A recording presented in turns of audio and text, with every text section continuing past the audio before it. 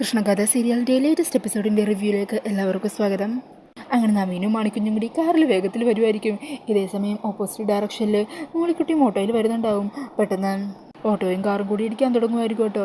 അന്നേരം മാണിക്കുഞ്ഞ് പെട്ടെന്ന് ബ്രേക്ക് ഇട്ട് നിർത്തുവാണ്. ഈ സമയം മാണിക്കുഞ്ഞ് ദേഷ്യപ്പെടുക, ആരുടെ വണ്ടിയും കൊണ്ട് വന്നിരിക്കുന്നത്?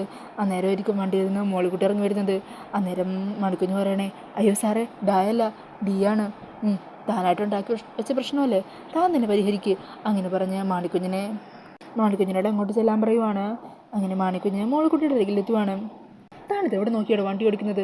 തനിക്കെന്താ റോഡ് എൻ്റെ അച്ഛൻ്റെ വകയാണെന്നുള്ള വല്ല ചിന്ത വല്ലതുണ്ടോ? അതെ, എൻ്റെ ഭാഗത്തല്ല പ്രശ്നം, നിൻ്റെ ഭാഗത്താണ്. നീ മര്യാദക്ക് വണ്ടി ഓടിക്കാത്തതുകൊണ്ടായിരുന്നു. അങ്ങനെ പറഞ്ഞ് അവർ രണ്ടാളും വഴക്കിടുവാണ് കേട്ടോ. കേട്ടോ മാണിക്കുഞ്ഞ്, താൻ എന്തായി കാണിക്കുന്നത് എന്ന് നവീൻ ചോദിക്കുന്നുണ്ട്. ഈ സമയം മോളിക്കുട്ടി പറയണേ, അതെ, താനാണ് എൻ്റെ വണ്ടിയിലേക്ക് ഇടിക്കാൻ വന്നത്, അതുകൊണ്ട് മര്യാദക്കൊരു മാപ്പ് പറഞ്ഞോ, അല്ലെങ്കിലേ ഈ നാട്ടിലെ പെൺകുട്ടിയെ ഞാൻ എന്നോട് കളിച്ചാൽ എത്താൻ വിവരം അറിയും. താൻ ഈ നാട്ടിൽ ഇതിനു മുമ്പ് കണ്ടിട്ടില്ലല്ലോ. തനിക്ക് ജീവനോട് ഈ നാട്ടിൽ നിന്ന് തിരിച്ചു പോകണമെന്നില്ലേ? അതുകൊണ്ട് ചെയ്ത തെറ്റിന് ആദ്യമുള്ളൊരു മാപ്പ് പറയോ, അല്ലാതെ തനിക്ക് ഇവിടെ നിന്ന് വണ്ടിയെടുത്ത് പോകാൻ പറ്റില്ല. പിന്നെ നിന്നോട് മാപ്പേ എൻ്റെ പട്ടി പറയും. ഇത് കണ്ടില്ലേ നവീൻ സാറേ? അന്നേരം നവീൻ പറയണേ, ഇവിടെ മാണിക്കുഞ്ഞേ, തെറ്റ് നമ്മുടെ ഭാഗത്ത് തന്നെയല്ലേ, താനൊന്ന് മാപ്പ് പറ. അല്ലെങ്കിലും സ്ത്രീകളോട് അപമര്യാദയായിട്ട് പെരുമാറുന്നതെന്നും എനിക്കിഷ്ടമുള്ള കാര്യമുള്ളതെന്ന് തനിക്കറിയാമല്ലോ. ഈ സമയം മോളിക്കുട്ടി പറയണേ, കണ്ടില്ലേ സാറേ, സാറൊരു മാന്യനാണ് കേട്ടോ. അത് സാറിൻ്റെ പെരുമാറ്റത്തിൽ നിന്ന് എന്നെ വ്യക്തമാകാം. എന്നാൽ ഇയാൾ അങ്ങനെയാണോ? ഇയാളൊരു മൂഷാട്ടാം. എന്നോട് മാപ്പ് പറയുന്നുണ്ടോ ഇല്ലയോ? മാപ്പ് എങ്ങനെ? മാപ്പെന്നും ശരി. അല്ല, സാർ ഇവിടെ എന്താവശ്യത്തിന് വന്നതാ? ഇവിടെ ഒരു പ്രോപ്പർട്ടി നോക്കാൻ വന്നതാണോ? ഒരു അനിയൻ സാറിൻ്റെ അനിയൻ സാറിൻ്റെ പ്രോപ്പർട്ടി വാങ്ങാൻ വന്നതാണോ? അതെ. അല്ല, നിങ്ങൾക്കറിയോ? അറിയുമെന്നോ? അനിയൻ സാറിന് ഈ നാട്ടിൽ ആർക്കും അറിയാത്തത്? ഞാൻ സാറിൻ്റെ അടുത്തേക്കാണ് പോകുന്നത്. ഒരു കാര്യം ചെയ്യും, നിങ്ങളെൻ്റെ പിന്നാലെ വന്നോ? അതുകൊള്ളാലോ. ഇവിടെ മാണിക്കുഞ്ഞ്, എന്നാൽ തമ്മേക്ക് വണ്ടി എടുക്കും. അന്നേരം മാണിക്കുഞ്ഞാണെങ്കിൽ ദേഷ്യത്തിൽ മോളിക്കുട്ടീനെ നോക്കുക. എന്താണ് താനിങ്ങനെ തുറപ്പിച്ച് നോക്കുന്നത്? ഇങ്ങനെ തുറച്ച് നോക്കിയാലുണ്ടല്ലോ തന്നെ ഈ രണ്ട് മൊത്തക്കണ്ണും പുറത്തേക്ക് ചാടി വരും. മര്യാദക്ക് വണ്ടി എടുത്ത് എൻ്റെ വണ്ടിയുടെ പുറകെ വാടോ. അങ്ങനെ പറഞ്ഞ് മോളിക്കുട്ടി വണ്ടി എടുത്ത് അവിടെ നിന്നും പോകുവാണ് കേട്ടോ. ഈ സമയം മാണിക്കുഞ്ഞ് നവീനോട് പറയണേ, എൻ്റെ സാറേ, ഈ നാടെന്ന് നമ്മൾ വിചാരിച്ചതുപോലെ അത്ര ശരിയല്ലെന്ന് എനിക്ക് തോന്നുന്നത്. കണ്ടില്ലേ ഓരോ ആൾക്കാരുടെ സ്വഭാവം? ഇവരൊക്കെ ഇങ്ങനെയാണെങ്കിൽ അപ്പോൾ ഈ പറയുന്ന അനിയൻ സാർ എങ്ങനെയായിരിക്കുമെന്ന് കണ്ടു തന്നെ അറിയണം. പക്ഷേ ഇനി ഇവളുടെ പിന്നാലെയൊക്കെ ഞാൻ ഓടിച്ചു പോകണമല്ലോ. നമുക്ക് അയാൾ വിളിച്ചു ചോദിച്ചു പോയാൽ പോരെ? ഇവിടെ മാണിക്കുഞ്ഞ്, അവിടുത്തെ ആവശ്യമില്ലാത്ത ഭാഷയൊക്കെ കളഞ്ഞ് മര്യാദക്ക് ആ പെൺകുച്ചിൻ്റെ പുറകെ വണ്ടി ഓടിച്ചു പോകും. അന്നേരം മാണിക്കുഞ്ഞാണെങ്കിൽ തീരെ താല്പര്യമില്ലാതെ വണ്ടി എടുത്ത് പോകുവാണ്. ഇതേ സമയം അനിയൻ സാറാണെങ്കിൽ അവിടെ ആര് വരുന്നതും കാത്ത് കവലേൻ്റെ അവിടെ തന്നെ നിൽക്കുമായിരിക്കും. ഈ സമയം കൃഷ്ണ അവിടെ എത്തുന്നുണ്ട്. മോളെത്തിയോ? അതേ മോളെ, അവർ വരുമ്പോൾ മോള് തന്നെ അവരോട് കാര്യങ്ങളൊക്കെ വ്യക്തമായിട്ട് സംസാരിച്ചാൽ മതി കേട്ടോ. എനിക്ക് ഈ കാര്യത്തിലൊന്നും അത്ര വലിയ പരിചയമില്ലെന്ന് മോൾക്കറിയാലോ. അല്ലെങ്കിലും എല്ലാവരും പറയും അനിയൻ സാറിന് കാശ് ഉണ്ടാക്കാനറിയാം, പക്ഷേ കാശ് എങ്ങനെ ചിലവാക്കണം എന്നറിയില്ലെന്ന്. അന്നേരം കൃഷ്ണ പറയുന്നുണ്ട്, അനിയൻ സാർ ടെൻഷനാകിയേ വേണ്ട, നോക്കിക്കോ, ഈ കച്ചവടം നമ്മൾ നേടിയിരിക്കും. ഞാൻ വേണ്ട പോലെ എല്ലാ കാര്യങ്ങളും കൈകാര്യം ചെയ്തോലോ. അങ്ങനെ പറഞ്ഞ് അവരോട് കാത്തു നിൽക്കുവാണ് കേട്ടോ. ഈ സമയം കൃഷ്ണ പറയണേ, മോളിക്കുട്ടി വന്നില്ലേ? ഇങ്ങോട്ടേക്ക് എത്തിക്കോളാന്ന് പറഞ്ഞതാണല്ലോ. അങ്ങനെ ഒരു സംസാരിച്ച് നിൽക്കുമ്പോഴായിരിക്കോട്ടെ മോളിക്കുട്ടി ഓട്ടോയിൽ വന്നിറങ്ങുന്നത്. അത് കാണുന്നതും അവർക്ക് സന്തോഷമാകുവാണ്. പിന്നാലെ നവീൻ്റെ കാറും വരുവാണ്. കാറിൽ നിന്ന് മാണിക്കുഞ്ഞും നവീനും ഇറങ്ങുന്നത് കണ്ട് ഞെട്ടലോടുകൂടെ മുഖം തിരിച്ച് നിൽക്കുവാണ് കേട്ടോ കൃഷ്ണ. അങ്ങനെ അവരുടെ കണ്ണിപ്പെടാതിരിക്കാനായിട്ട് കൃഷ്ണ പെട്ടെന്ന് തന്നെ അവിടെ നിന്ന് ഓടി ഒരു കടേൻ്റെ സൈഡിൽ വന്ന് മറിഞ്ഞു നിൽക്കുവാണ്. എന്നാൽ ഇത് അനിയൻ സാർ കാണുന്നില്ല കേട്ടോ. ഈ സമയം നവീനും മാണിക്കുഞ്ഞും അങ്ങോട്ടേക്ക് വരുമ്പോൾ ശ്രീനിവാസൻ അവരെ വെൽക്കം ചെയ്യുകയൊക്കെ ചെയ്യുവാണ്. അന്നേരം അവിടെ എത്തിയ മോളിക്കുട്ടിയാണെങ്കിൽ ചുറ്റും കൃഷ്ണയെ നോക്കുവാണ്. അപ്പോഴായിരിക്കും കൃഷ്ണ അവിടെ മറഞ്ഞു നിൽക്കുന്നത് അവർ കാണുന്നത്. അങ്ങനെ മോളിക്കുട്ടിയും നേരെ മറഞ്ഞു നിൽക്കുന്ന കൃഷ്ണൻ്റെ അരികിലേക്ക് ചെല്ലുക. അതെ കൃഷ്ണേ. ഈ സമയം കൃഷ്ണ അങ്ങ് പേടിച്ചു പോകുക. എന്താ നീ എന്തിനാ ഇവിടെ വന്ന് ഇങ്ങനെ മറഞ്ഞു നിൽക്കുന്നത്? അന്നേരം കൃഷ്ണ പറയണേ, അതൊരു മോളിക്കുട്ടി, എനിക്ക് അങ്ങോട്ട് വരാൻ പറ്റില്ല. അവരെന്നെ കണ്ട ആകെ പ്രശ്നവും. അവർ നിന്നെ കണ്ട് എന്ത് പ്രശ്നമാകാനാ? അവർ വേറെ നാട്ടിൽ നിന്ന് വന്നതല്ലേ. അത് തന്നെയാണ് പറഞ്ഞത്, ഞാൻ അങ്ങോട്ട് വരുന്നില്ല. അതെന്താ കാര്യം എന്നാണ് ചോദിച്ചത്. അന്നേരം കൃഷ്ണ തൻ്റെ കഴുത്തിൽ കിടക്കുന്ന താലി എടുത്ത് കാണിക്കുക. എന്നിട്ട് ഇത് കെട്ടിയ ആളാ അവിടെ വന്നിരിക്കുന്നതെന്ന് പറയുവാണ് കേട്ടോ. അയാളാണോ നിൻ്റെ കഴുത്തിൽ താലിയിട്ട് ഭർത്താവ്? അതെ, അതുകൊണ്ടാണ് ഞാൻ പറഞ്ഞത്, എന്നെ കണ്ട പ്രശ്നവും, പിന്നെ ഈ നാട്ടിൽ നിന്ന് എനിക്ക് പോകേണ്ടി വരും. അതുകൊണ്ട് ഞാൻ ഇവിടുന്ന് പോകുവാണ്. എന്തേലും പറഞ്ഞ് നീ എന്തൊന്ന് മാനേജ് ചെയ്യണം. അല്ല കൃഷ്ണേ, ഞാനെങ്ങനെ മാനേജ് ചെയ്യാനാ? അനിയൻ സാറ് നിന്നെയല്ലേ ഈ കാര്യങ്ങളൊക്കെ ഏൽപ്പിച്ചിരിക്കുന്നത്. എന്താണെങ്കിലും എനിക്കിവിടെ നിൽക്കാൻ പറ്റില്ല. നവീൻ എന്നെ കാണാൻ പാടില്ല. ഞാൻ പോകുവാണ്. നീ എന്തേലും പറഞ്ഞൊന്ന് മാനേജ് ചെയ്യ്. അങ്ങനെ പറഞ്ഞ് കൃഷ്ണ അവിടെ നിന്ന് ഓടിപ്പോകുവാണ്. ഈ സമയം മോളിക്കുട്ടി തിരിച്ച് ശ്രീനിവാസിൻ്റെ അരികിലേക്ക് ചെല്ലുക.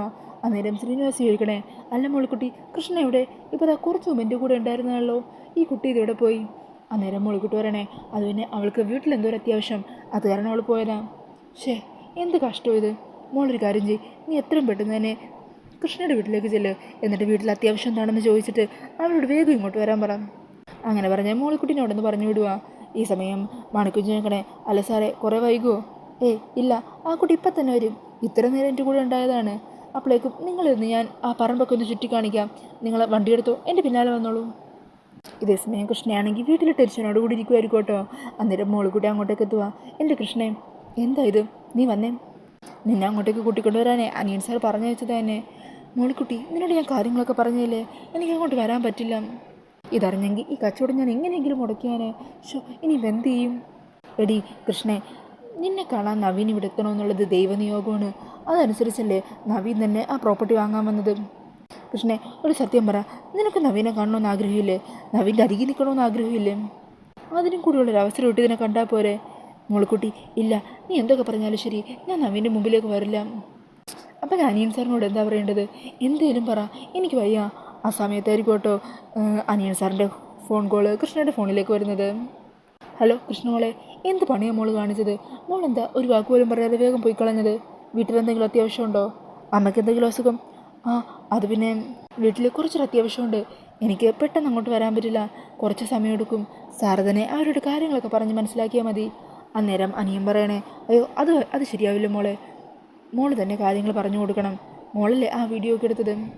കുറച്ച് സമയം വെയിറ്റ് ചെയ്താലും കുഴപ്പമില്ല, ഞാനവരെ ഈ പറമ്പൊക്കെ കാണിച്ച് നിർത്തിക്കോളാം. അപ്പോഴേക്ക് മോള് വേഗം വന്നാൽ മതി. അങ്ങനെ പറഞ്ഞ ശ്രീനിവാസ് ഫോൺ കട്ട് ചെയ്യുവാണ്ടോ. ഈ സമയം കൃഷ്ണ പറയണേ, എന്നോട് വന്നേ പറ്റുള്ളൂന്നാണ് സാറ് പറഞ്ഞത്. ആ സമയം മോളിക്കുട്ടി പറയണേ, അത് തന്നെയല്ലേ ഞാനും പറഞ്ഞത്. ഒരു കാര്യം ചെയ്, അനിയൻ സാർ പറഞ്ഞ പോലെ തന്നെ നീ അവിടെ എത്തണം. അവർക്ക് കാര്യങ്ങളെല്ലാം ഡീറ്റെയിൽ ആയിട്ട് പറഞ്ഞു കൊടുക്കണം. പക്ഷേ നവീൻ നിന്നെ കാണാനും പാടില്ല. അതല്ലേ നിൻ്റെ ആവശ്യം. എല്ലാം നമുക്ക് നടത്തിയെടുക്കാന്നേ, നീ വാ. ഈ സമയം നവീനും മാണിക്കുഞ്ഞും കൂടി സംസാരിക്കുന്നതാണ്ടോ കാണിക്കുന്നത്. അന്നേരം മാണിക്കുഞ്ഞനാണെങ്കിൽ ആ മോളിക്കുട്ടിയുടെ പെരുമാറ്റം തീരെ ഇഷ്ടപ്പെട്ടിട്ടില്ല കേട്ടോ. അതുകൊണ്ട് തന്നെ ഈ സ്ഥലം വാങ്ങാതെ എങ്ങനെയെങ്കിലും ഇവിടുന്ന് പോയാൽ മതി എന്നുള്ള ചിന്തയിലാണ് മാണിക്കുഞ്ഞ്. പറയണേ, ആ മോളിക്കുട്ടിയുടെ ഫ്രണ്ടിലല്ല ഇനി വരാൻ പോകുന്നത്. അവളും ആ മോളിക്കുട്ടീനെ പോലെ തന്നെയായിരിക്കും. ഉടക്കായിരിക്കും സാറേ. എനിക്ക് തോന്നുന്നു ഈ പ്രോപ്പർട്ടി വാങ്ങാൻ വന്നത് നമ്മളെടുത്ത് തെറ്റായ തീരുമാനം എഴുതുന്ന. അന്നേരം നവീൻ പറയണേ, എടോ തനിക്ക് ആ മോളിക്കുട്ടിയുടെ ദേഷ്യമുണ്ട്, അതാ താൻ ഇങ്ങനെ പറഞ്ഞുകൊണ്ടിരിക്കുന്നത്. താനത് വിട്, നമ്മളിവിടെ വന്നത് പ്രോപ്പർട്ടിയുടെ കാര്യത്തിന് വേണ്ടിയിട്ടാണ്, അത് മാത്രം ഓർത്താൽ മതി. അല്ല, തനിക്കിനി അയാളുടെ പിറകെ വണ്ടിയെടുത്ത് വരാൻ വല്ല ബുദ്ധിമുട്ടുണ്ടോ? എന്ത് ബുദ്ധിമുട്ട്? അയാളൊരാണല്ലേ. അപ്പോൾ പെണ്ണുങ്ങളുടെ പിറകെ വണ്ടിയെടുത്ത് വരാനാണോ തനിക്ക് ബുദ്ധിമുട്ടുള്ളത്? എന്നാൽ ശരി, വേഗം വണ്ടിയെടുത്ത് വാ. പിന്നീട് കാണിക്കുന്നത് ഗാഥേനെയാണ് കേട്ടോ. ഗാഥയാണെങ്കിൽ സിതാരയുടെയും സിനിയുടെ അരികിൽ ദേഷ്യത്തിലിരിക്കുവാണ്. ഞാനവിടെ നിന്ന് പോയിട്ട് എത്ര നേരം? അമ്മക്കോ മോനോ എന്നെ ഒന്ന് വിളിക്കാൻ തോന്നിയോ? ഇല്ലല്ലോ. ഞാൻ പോയെങ്കിൽ ശല്യം എത്ര ഒഴിവായല്ലോ എന്നായിരിക്കും അവർ വിചാരിച്ച് വെച്ചിരിക്കുന്നത്. എന്നെ ഒന്ന് വിളിച്ചാൽ എന്തായിരുന്നു നവീന് എന്നൊക്കെ പറഞ്ഞ് ഗാഥാക്കി ദേഷ്യപ്പെട്ടിരിക്കുവാണ്. ഈ സമയം സിനി പറയണേ, മാഡം, ഭാര്യ ഭർത്താക്കന്മാർക്കിടയിൽ ആരെങ്കിലും ഒരാൾ ഇടക്കൊന്ന് വിട്ടുകൊടുക്കണം, എന്നാലേ കുടുംബജീവിതം ഭംഗിയായിട്ട് മുമ്പോട്ട് പോകും. നവീൻ വിളിച്ചില്ലെന്ന് പറഞ്ഞാൽ മാഡത്തിന് വിളിക്കാമല്ലോ. ഈ സമയം ഗാഥ സിനിയോട് പൊട്ടിത്തെറിക്കണേ, അല്ല ഇതൊക്കെ പറയാനായിട്ട് സിനി ചേച്ചി കല്യാണം കഴിച്ചിട്ടുണ്ടോ? ഭർത്താവ് വീട്ടിൽ പിരിഞ്ഞ് ജീവിക്കുന്നുണ്ടോ? എന്തോ വലിയ അനുഭവം ഞാനുള്ള പോലെയുള്ള പറയുന്നത്. അന്നേരം സിനി പറയണേ, ഇതൊക്കെ അറിയാൻ നമ്മൾ വിവാഹം കഴിക്കണമെന്നോ കുടുംബജീവിതത്തിലെ പ്രശ്നങ്ങൾ ഉണ്ടാവണമെന്നില്ലല്ലോ. അത് അനുഭവിച്ചവർ പറഞ്ഞു തന്നിട്ടുള്ള അറിവ് മാത്രമേ ഉള്ളൂ. അത് വെച്ച് ഞാനിത് പറഞ്ഞത്. ഈ സമയം സിത്താര പറയണേ, ഗാഥ, സിനി പറഞ്ഞതിൽ എന്താ തെറ്റുള്ളത്? കുടുംബജീവിതം ആകുമ്പോൾ പരസ്പരം വിട്ടുകൊടുക്കുകയും ചില അഡ്ജസ്റ്റ്മെൻറ്റ് ചെയ്യുകയും വേണം. നിനക്ക് നവീനെ വിളിച്ചാൽ എന്താ? നീയും നവീനും കൂടി പ്രണയിച്ച് നടന്ന സമയത്ത് എത്ര തവണ നീ വിളിച്ചിട്ടുണ്ട് നവീനെ? നവീൻ്റെ സംസാരത്തിൽ ശബ്ദം ഒന്ന് ഇടറിയാൽ തന്നെ നീ അത് മനസ്സിലാക്കില്ലേ? അതിൻ്റെ കാരണം എന്താണെന്ന് അന്വേഷിക്കില്ലേ? അതുപോലെ കരുതിയേ പോരെ നിനക്ക്? നീ ഇങ്ങനെ അനാവശ്യ വാശി കാണിച്ച് നിൻ്റെ ജീവിതം തന്നെയാണ് നശിപ്പിക്കുന്നത്. അതൊക്കെ കേട്ടിട്ട് ഗാഥ പറയണേ, മമ്മി ഇനി കൂടുതൽ പറയണ്ട, ഇനി ഞാനായിട്ട് അങ്ങോട്ട് വിളിക്കാത്തതിൻ്റെ ഒരു ബുദ്ധിമുട്ട് വേണ്ട, ഇപ്പം തന്നെ വിളിച്ചേക്കാം. അങ്ങനെ പറഞ്ഞ് ഗാഥ ഫോൺ എടുത്ത് നവീനെ വിളിക്കുവാണ്ടോ. ഈ സമയം നവീനാണെങ്കിൽ കാറിൽ പോയിക്കൊണ്ടിരിക്കുമായിരിക്കും. അങ്ങനെ ഗാഥയുടെ ഫോൺ കാണുന്നത് എടുക്കുന്നില്ല. ഈ സമയം ഗാഥ പറയണേ, കണ്ടില്ലേ, ഫുൾ റിങ് അടിച്ചു, എന്നിട്ടും എടുത്തില്ല. എന്താ എടുക്കാത്തത്? മോളെ, നവീൻ വല്ല തിരക്കിലോ മറ്റോ ആയിരിക്കും. ആണോ? എന്നാൽ ഒന്നും കൂടി വിളിക്കാം. അങ്ങനെ പറഞ്ഞ് ഗാഥ വീണ്ടും വിളിക്കുവാണ്. ഈ സമയം നവീൻ കോൾ കട്ട് ചെയ്ത് കളയുവാണ്ടോ. കണ്ടില്ലേ മമ്മി, എൻ്റെ കോൾ കട്ട് ചെയ്ത് കളഞ്ഞു. എൻ്റെ ഫോൺ എടുക്കാൻ പോലും നവീൻ ഇഷ്ടമല്ലോ ഇപ്പോൾ. അന്നേരം അത് കേട്ടിട്ട് സിത്താര പറയണേ, മോളെ, നവീൻ ഇപ്പോൾ എന്ത് സാഹചര്യത്തിലാണെന്ന് നമുക്കറിയില്ലല്ലോ. ഞാൻ തന്നെ ഇപ്പോൾ മീറ്റിങ്ങിലോ വല്ലോ അറ്റൻഡ് ചെയ്യുവാണെങ്കിൽ നിൻ്റെ കോൾ വന്നാൽ എടുക്കില്ലല്ലോ. നീ ആദ്യം സാഹചര്യങ്ങളൊന്നും അറിഞ്ഞ് സംസാരിക്കാൻ തുടങ്ങും. അതൊക്കെ കേട്ടിട്ടും ഗാഥക്കൊന്നും മനസ്സിലാവുന്നില്ല കേട്ടോ. ഗാഥയാണെങ്കിൽ കാലി ഇളകി നിൽക്കുവാണ് അവിടെ. ഈ സമയം മാണിക്കുഞ്ഞ് ചോദിക്കുന്നുണ്ട്, അല്ല സാറേ, ആരായിരുന്നു വിളിച്ചത്? ഗാഥ മേഡമാണോ? അതെ. ഏത് മൂഡിലാണ് വിളിക്കുന്നതെന്ന് അറിയില്ലല്ലോ. ഇനി അയാളോട് സംസാരിച്ച് എൻ്റെ മൈൻഡ് എങ്ങാനും ഡിസ്റ്റർബായി പോയാലോ? അന്നേരം മാണിക്കുഞ്ഞ് പറയണേ, അതെന്താണെങ്കിലും നന്നായി സാറേ. ഈ ഒരു മീറ്റിംഗ് കഴിയുന്നവരെ തൽക്കാലം ടെൻഷൻ ഉണ്ടാക്കുന്ന കാര്യങ്ങളൊന്നും സംസാരിക്കാതെ ഇരിക്കുന്നത് തന്നെയാണ് നല്ലത്. എന്നാലേ സാറിൻ്റെ മൈൻഡ് ഒന്ന് ഫ്രഷ് ആയിട്ടിരിക്കുകയുള്ളൂ. അങ്ങനെ അവർ ആ പ്രോപ്പർട്ടീൻ്റെ അവിടെ എത്തുവാണ്ടോ. ഈ സമയം ശ്രീനിവാസ് അവർക്ക് ആ പ്രോപ്പർട്ടി കാണിച്ചു കൊടുക്കുക. ഇതാണ് ഞാൻ പറഞ്ഞ പ്രോപ്പർട്ടി. ഇതിൻ്റെ 4 വശത്തും അതിരുകൾ ഇട്ട് വെച്ചിട്ടുണ്ട്. നിങ്ങൾക്ക് എല്ലായിടത്തും ഒന്ന് ചുറ്റി നടന്ന് കാണാം. അപ്പോഴേക്കും ആ കുട്ടി വരും. ബാക്കി ഡീറ്റെയിൽസൊക്കെ അവൾ തന്നെ നേരിട്ട് പറയും. അങ്ങനെ അവർ രണ്ടാളും ആ ഒരു പറമ്പൊക്കെ ഫുള്ളും ചുറ്റി നടന്ന് കാണുവാണ്. ഈ ഒരു സമയത്തായിരിക്കോട്ടും മോളിക്കുട്ടി കൃഷ്ണയും കൂട്ടി അവിടെ എത്തുന്നത്. പെട്ടെന്ന് കാണുമ്പോൾ നവീനും മാണിക്കുഞ്ഞും തിരിച്ചറിയാതിരിക്കാനായിട്ട് സാരീൻ്റെ മീതെ കൂടി ഒരു ഓവർകോട്ട് പോലത്തെ ഒരു ജാക്കറ്റും പിന്നെ തലയിലൊരു തൊപ്പിയും മാസ്കും ഒക്കെ വെച്ചിട്ടുണ്ട്. അങ്ങനെ അവർ രണ്ടാളോടെ ഓട്ടോയിൻ്റെ അവിടെ സംസാരിച്ച് നിൽക്കുവാണ്. ഈ സമയം ശ്രീനിവാസ് അങ്ങോട്ട് നോക്കിയിട്ട് ചോദിക്കണേ, മോളിക്കുട്ടി ആരാ കൂടെ ഉള്ളത്? ഈ സമയം കൃഷ്ണയാണെങ്കിൽ ഒരു ടെൻഷനിൽ നിൽക്കുവാണ്ടോ. അന്നേരം മോളിക്കുട്ടി പറയുന്നുണ്ട്, എൻ്റെ കൃഷ്ണേ നീ ടെൻഷനാവല്ലേ, നിന്നെ ഈ വേഷത്തിൽ കണ്ട ആർക്കും മനസ്സിലാവില്ല. കണ്ടില്ലേ, അനിയൻ സാറിന് പോലും മനസ്സിലായിട്ടില്ല. പിന്നെയല്ലേ നവീനും മാണിക്കുഞ്ഞിനും. നീ ടെൻഷനാകിയേ വേണ്ട. നമ്മൾ ഉദ്ദേശിച്ച പോലെ കാര്യങ്ങളെല്ലാം നടക്കണ്ടേ. നീ ഇങ്ങ് വന്നേ. പിന്നെ ശബ്ദം മാത്രമൊന്നും മാറ്റി സംസാരിച്ചാൽ മാത്രം മതി, വേറെ ഒരു പ്രശ്നവുമില്ല. അങ്ങനെ കൃഷ്ണയും കൂട്ടി ശ്രീനിവാസൻ്റെ അരികിലേക്ക് എത്തുവാണ്ടോ മോളിക്കുട്ടി. അല്ല മോളിക്കുട്ടി, കൃഷ്ണ എവിടെ? അവൾ വന്നില്ലേ? ദേ കൃഷ്ണയല്ലേ നിൽക്കുന്നത്, സാറിന് മനസ്സിലായില്ലേ? മോളെന്താ ഈ വേഷത്തിൽ? അന്നേരം മോളിക്കുട്ടി പറയണേ, അത് പിന്നെ കൃഷ്ണയ്ക്ക് വീട്ടിലെത്തിയതും വല്ലാത്തൊരു അസ്വസ്ഥത, തൊണ്ടക്കൊക്കെ വല്ലാത്ത ഒരു വേദന പോലെ, ജലദോഷമുണ്ട്, അതാ മാസ്കൊക്കെ വെച്ചിരിക്കുന്നത്. അല്ല, മോളിക്കുട്ടി എന്നോട് പറഞ്ഞത് കൃഷ്ണയ്ക്ക് വീട്ടിലെന്തോ അത്യാവശ്യം ഉണ്ടെന്നല്ലേ? അല്ല, വീട്ടിൽ അത്യാവശ്യമുള്ളത് എനിക്കാണ്. ഞാൻ പറഞ്ഞപ്പോളേ സാറ് തെറ്റിദ്ധരിച്ചതാ. എന്താണെങ്കിലും ആവട്ടെ, ആരോടെ വെയിറ്റ് ചെയ്തുകൊണ്ടിരിക്കുക. മോൾ എത്രയും പെട്ടെന്ന് അങ്ങോട്ടേക്ക് ചെല്ല്, അവർക്ക് ഡീറ്റെയിൽസൊക്കെ ഒന്ന് പറഞ്ഞു കൊടുക്കും. അങ്ങനെ നവീൻ്റെ അരികിലേക്ക് പോകാനായിട്ട് ടെൻഷനോടുകൂടി നിൽക്കുന്ന കൃഷ്ണയെ കാണിച്ചുകൊണ്ടാണ് കേട്ടോ എപ്പിസോഡ് തീരുന്നത്. പിന്നീട് പ്രമോയിൽ കാണിക്കുന്നത് കൃഷ്ണ നവീൻ്റെ അരികിലേക്ക് ചെന്ന് ആ പ്രോപ്പർട്ടിനെ കുറിച്ച് എക്സ്പ്ലെയിൻ ചെയ്യുവാണ്. കൃഷ്ണയുടെ സംസാരവും പെരുമാറ്റമൊക്കെ കേൾക്കുമ്പോൾ നവീന് തനിക്ക് ഏറ്റവും പ്രിയപ്പെട്ട ഒരാൾ അരികിൽ വന്ന് നിൽക്കുന്നത് പോലെ ഒരു ഫീൽ ചെയ്യുവാണ് കേട്ടോ. കൃഷ്ണയും കുറച്ച് നാളുകൾക്ക് ശേഷം നവീൻ്റെ അരികിൽ നിൽക്കുമ്പോൾ ഒത്തിരി ഹാപ്പി ആവുന്നുണ്ട്. അങ്ങനെ ആ പ്രോപ്പർട്ടി വാങ്ങാൻ നവീൻ സമ്മതിക്കുവാണ് കേട്ടോ. നവീനും അനിയൻ സാറും കൂടി അതിൻ്റെ ബാക്കിയുള്ള കാര്യങ്ങളെക്കുറിച്ചൊക്കെ സംസാരിക്കുവാണ്. പിന്നീട് കാണിക്കുന്നത് നന്ദനും മുത്തശ്ശിയും അതുപോലെ സുമിത്രയും കൂടി ഗാഥയുടെ കാര്യം പറയുന്നതാണ്. ഈ സമയം നന്ദൻ പറയുന്നുണ്ട്, ഇതിനിടയിൽ എത്ര തവണയായി ഗാഥ എല്ലാവരോടും പിണങ്ങി ദേഷ്യപ്പെട്ട് ഇതുപോലെ നവീൻ്റെ കാര്യം പോലും ഓർക്കാതെ ഇതുപോലെ വീട്ടിലേക്ക് പോകുന്നത്. ആ കുട്ടി ഇതൊരു ശീലമാക്കിയിരിക്കുവാണല്ലോ. ഈ സമയം സുമിത്ര പറയണേ, ഞാനെന്താണെങ്കിലും കഥമോളൊന്ന് വിളിക്കാം, അവളോട് എത്രയും പെട്ടെന്ന് തന്നെ ഇങ്ങോട്ട് വരാൻ പറയാം. അന്നേരം മുത്തശ്ശി പറയണേ, വേണ്ട, അങ്ങനെ ആരും ഇവിടെ നിന്ന് വിളിക്കേണ്ട കാര്യമില്ല. അല്ലമ്മേ, സുമിത്രയോടല്ല ഞാൻ വേണ്ടെന്ന് പറഞ്ഞത്. അവൾ അഹങ്കാരം കാണിക്കുകയാണെങ്കിൽ നമ്മളതിനനുസരിച്ച് താഴ്ന്നു നിന്ന് കൊടുക്കാൻ പാടില്ല. അങ്ങനെ ഇവരുടെ ഈ സംസാരമെല്ലാം നിർമ്മല മറഞ്ഞു നിന്ന് കേൾക്കുന്നുണ്ടാവും.